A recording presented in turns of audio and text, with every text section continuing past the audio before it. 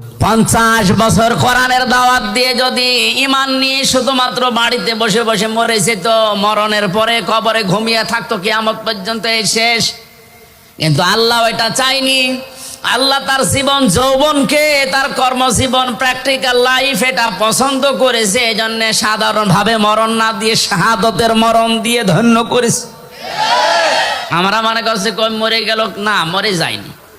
ওয়ালা তাহসাবান্নাল্লাযীনা কুতিলু ফী সাবিলিল্লাহি আমওয়াতা বাল আহইয়াউন ইনদা রাব্বিহিম ইরযাকুন।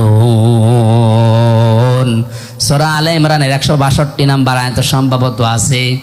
আল্লাহ তাআলা বলেন, আপনি কি ধারণা করেন হে নবী, যারা আমি আল্লাহর রাস্তায় শহীদ হয়, মারা যায়, হত্যা হয়, তাদেরকে আপনি মনে করেন যে ওরা মরে গেল? না, বরং ওরা